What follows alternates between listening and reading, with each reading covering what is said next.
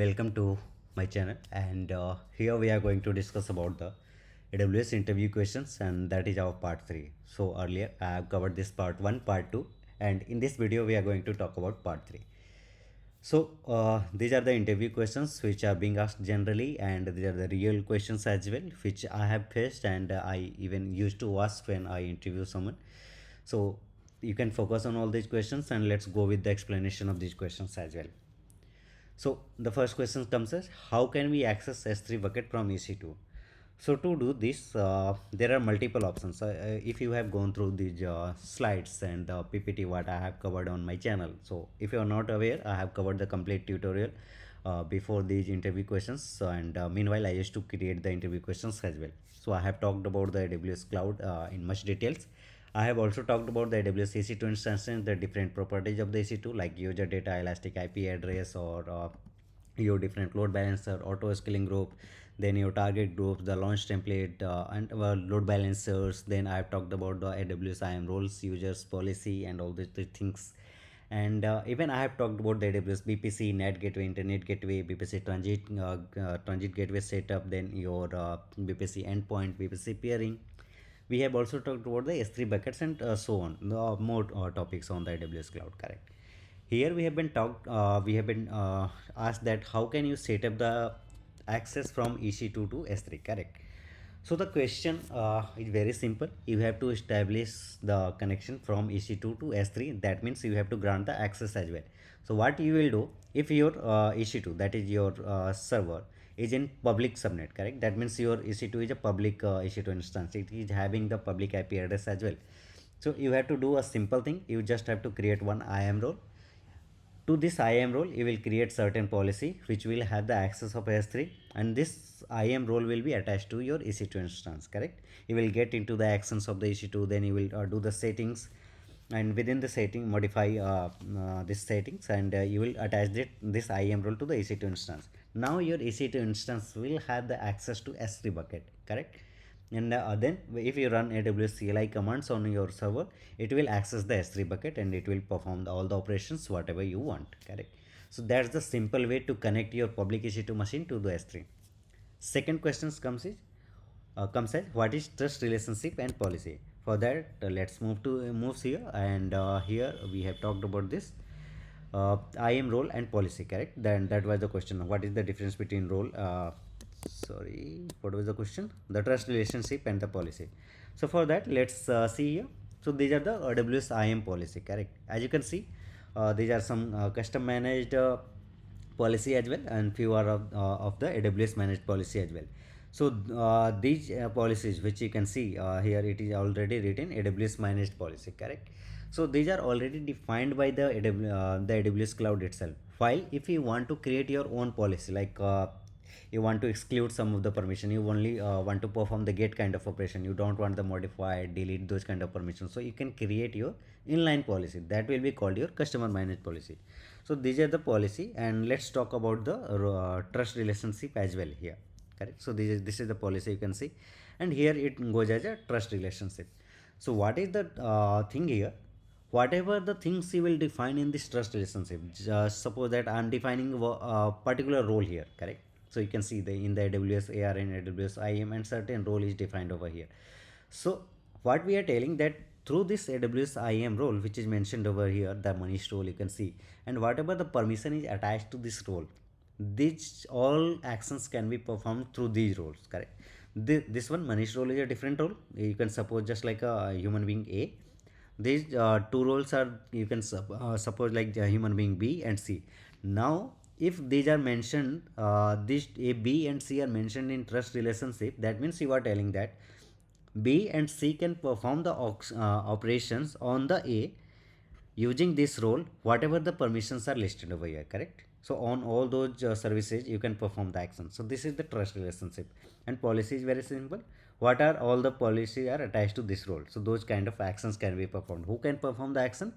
Those who are mentioned in the trust relationship. So together with this particular role, this role can perform the actions, and even you can perform the actions from this role as well. So this is the difference between your trust relationship and the policy. Third question comes as how will EC2 connect to S3 without internet? So this is kind of replica to your 21st question, but a little bit change, correct? A twist kind of thing you can say. In first questions, we considered our EC2 to be a public one. In third question, we are considering that now our EC2 is not a public one. That means it is a private one. So for that, you don't have to even attach the internet. So you won't be attaching the net gateway, correct? So if you don't have to attach the net gateway, so what you will do? You will jump to this new topic, and here we talked about the VPC endpoint, correct? So let me go there, and here we will be talking about the VPC endpoint. So through the VPC endpoint, you will be able to connect your private EC2 instance. One way was that you do have the access when it is in the public subnet. You directly connect it with your S3 bucket. If you have a private EC2 instance, you can attach the net, and then net will have the access to internet, and then you can attach. But you don't have to follow this path because you don't have to access the internet, correct? So for that, there is another way that is called as a VPC endpoint. VPC endpoint will directly connect your establish the connection from S3 to the EC2, correct? So this way you can connect your private EC2 instance to the S3 bucket, correct? So that's the simple answer for your third question. How will EC2 connect to S3 without internet? 24th question, how to handle the secret in AWS? To handle the secret in AWS, there is a different service that is called as your AWS Secret Manager. And with the help of that AWS Secret Manager, you can store all the credentials. Either it might be your database related credential, or it might be your API token, or any kind of credentials or secret, whatever you want to store. That all those things you can store over here, correct? Even you can rotate the credentials if there is a security concern, obviously, correct? For the production databases, or for any other things, you can even rotate using the lambda function. So this is the service you can consider for handling the secret. 25th question is, suppose you have a large archive data and this needs to be deleted when it gets 1 year older. What action will you take to store this? So two topics out of S3 is combined over here. That first questions comes like when we talk about the archival data, that means we are focusing on the different storage class of the S3. And then even if we want to delete this data after 1 year, so we are considering the lifecycle management here as well. So let's move to the S3. And in S3, if you see earlier while covering the tutorial, I have already covered all these things.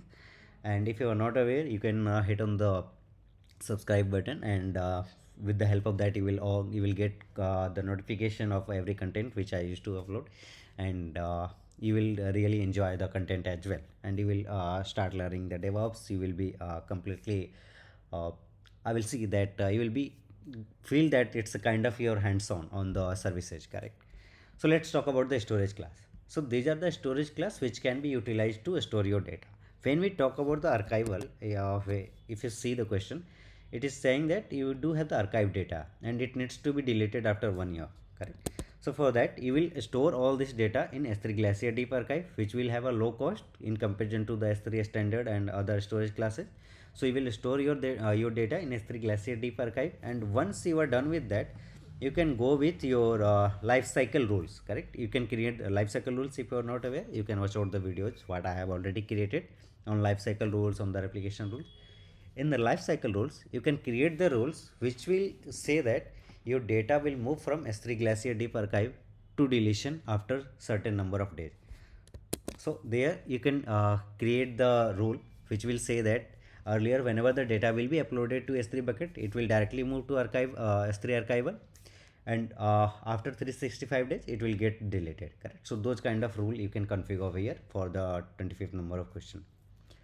Next question is 26th. Suppose there are two S3 buckets and they need to share the data to each other. What will you do?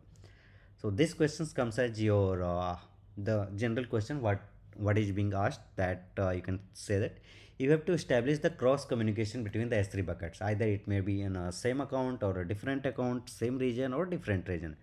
What you will have to do? You will have to create a different role in a different account, and that role ARN needs to be passed in AWS S3 bucket policy, correct? In the first bucket. So with the help of this bucket policy and the permissions, you can grant access from one S3 bucket to another bucket. Next question, What are the difference between load balancer and why do we need them? So load balancers are basically needed for routing the traffic, and when it comes that what are the difference between these two? So for that we will understand it from the diagram over here. I think, yeah. So there are two kind of load balancers mainly, and the third one is also there, but we will be talking about these two, which are the famous one: application load balancer and the network load balancer.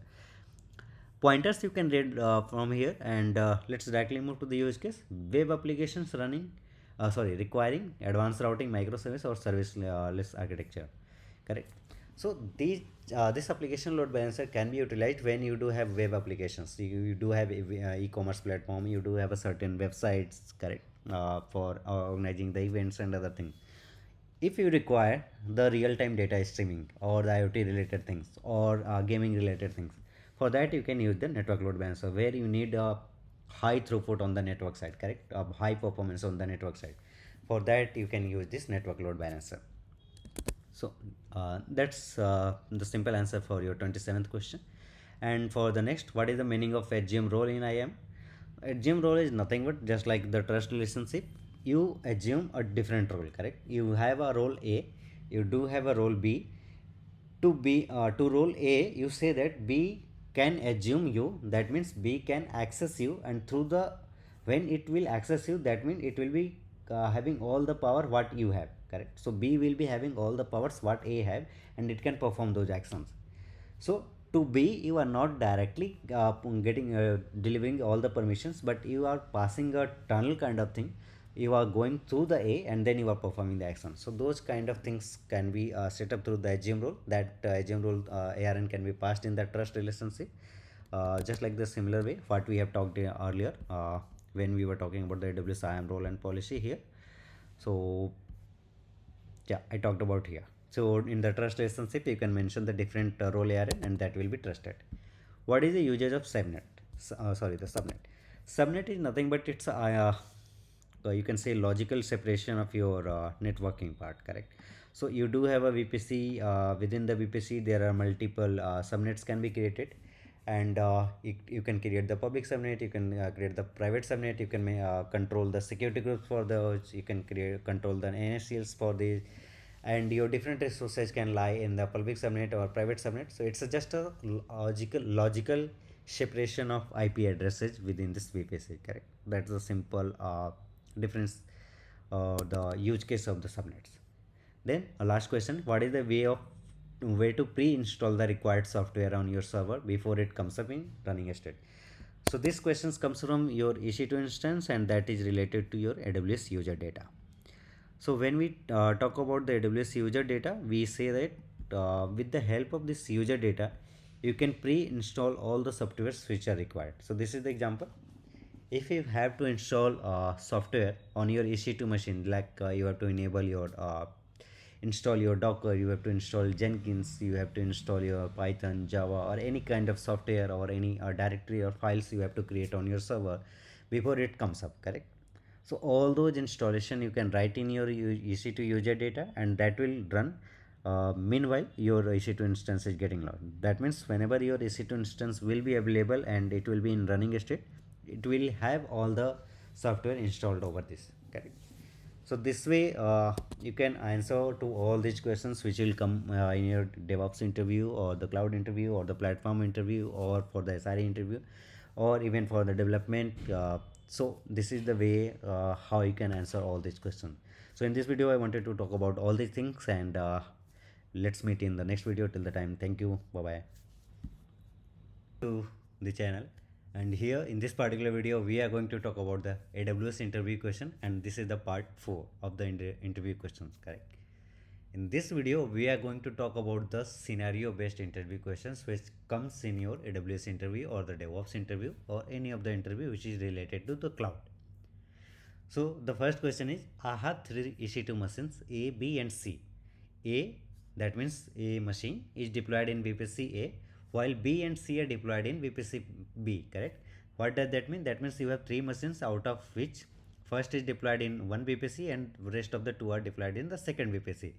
Now I want that applications running on EC2A. That means the application is running on first machine, which is in the part of VPC1, and rest of the EC2 machines on which applications are running is in the second VPC, correct? Now what you have to do, you have to set up the communication between these two, correct? If you can see, application running on EC2A also interacts with application running on EC2B, but at the same time I want that application A should not interact with the C. That means you have to establish the cross VPC communication, but you don't have to allow it for every EC2 machines, correct? So what approach you will do here? First of all, you will have to establish either VPC pairing, correct? So for that, either you will do the VPC pairing connection directly between the these two VPC, or you can set the transit gateway concept that I have already covered in the channel. So you can watch out there as well. So you will have to set up the VPC pairing between these two VPC, correct, A and B, and then you will have to pass this in the route domains, correct? Sorry, the route table itself. The term is route table. So you will have to configure the CIDR of the first VPC in the second route table of the second VPC, and then the second VPC CIDR in the route table of first VPC, correct? Then only the VPC A and B can allow the request or the network or the traffic which is coming to interact with each other, correct? So that VPC pairing you will have to establish. Then you will have to implement the security group so that the request can go up to there on the second VPC, second application which is in the which is on the second machine, that is called as B, correct? So here it comes as a VPC pairing connection, and then the security group and an HCL. All these three concepts will come here into the picture to implement this.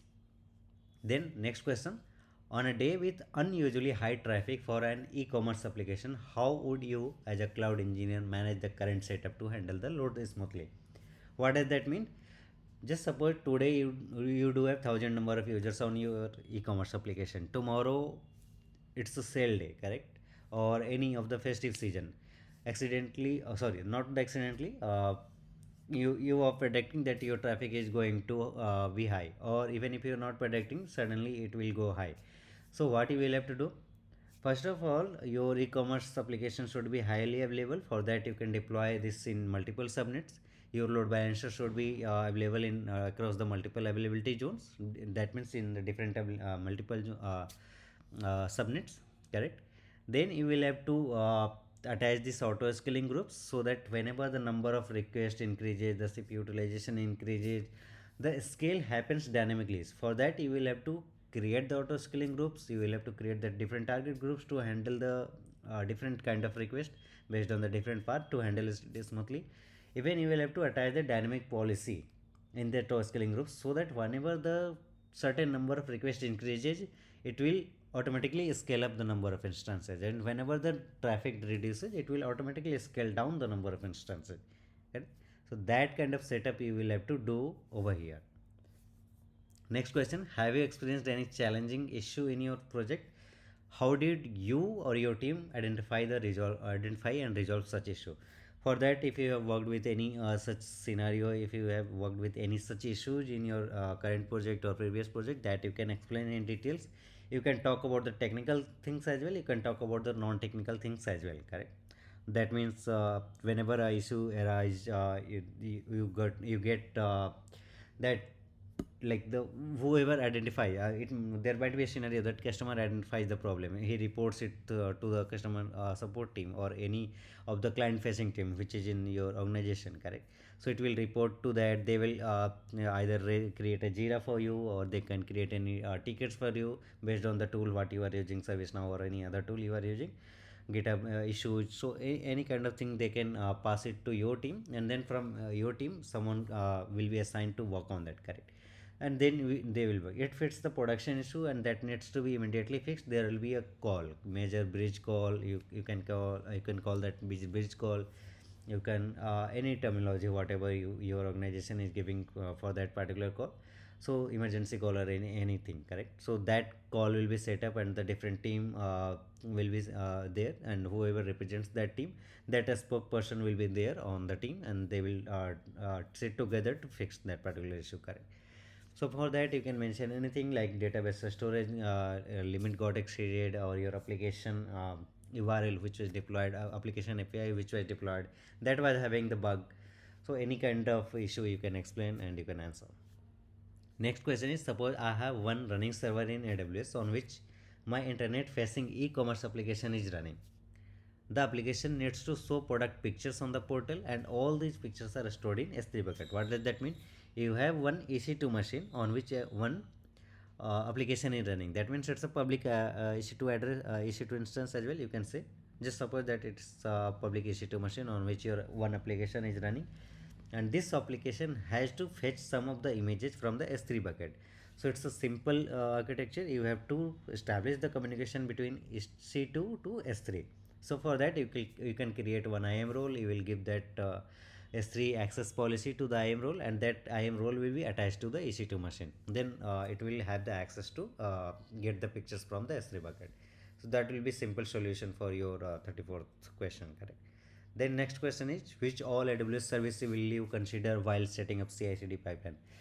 If you are setting your Jenkins as a CI/CD pipeline, you can consider and you are deploying your application on the EKS cluster, so you can consider the EKS. You can consider your ECR to create the Docker images and post it to the repository, so you can consider the ECR.